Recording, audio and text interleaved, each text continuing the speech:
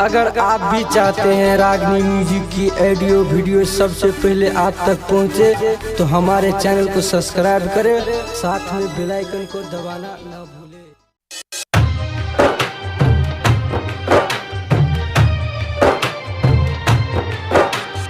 Music by Dharmendra Sharma.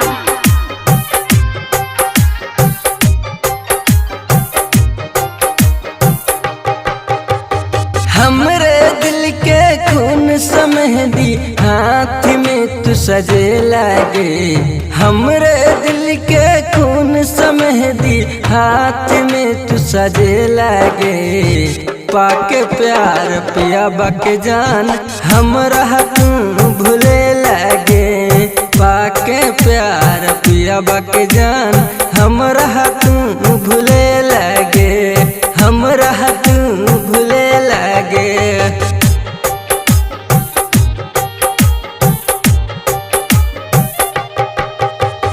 Music by Dharmendra Sharma.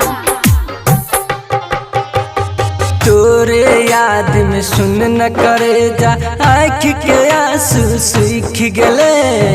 प्यार में इतना चोट तू दिल ही कि जियल हमर मुश्किल भेले।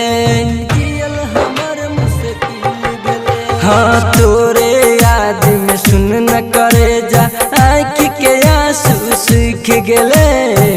प्यार में इतना चोट तू दिल ही कि जियल हमर मुश्किल भेले।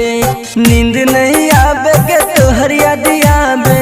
नींद नहीं आवे के तोहर याद आवे। केहन रोग धरे लागे। पाके प्यार पिया बाके जान हमरा तू भूले लागे। पाके प्यार पिया बाके जान हमरा तू भूले लागे।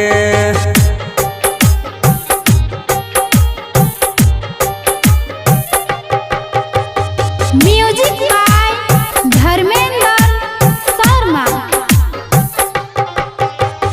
बीते नैया दिन हमर कटे नैया रात गे। जहर जुदाई के गोली तू सीना में दिल ही दाग गे। सीना में दिल ही दाग गे। हाँ बीते नैया दिन हमर कटे नैया रात गे। जहर जुदाई के गोली तू सीना में दिल ही दाग गे। राइटर अजय राम नारायण के। राइटर अजय राम नारायण के खून के आंसू कने लागे। पाके प्यार पिया बाके जान हमरा तू भूले लागे। पाके प्यार पिया बाके जान हमरा तू भूले लागे।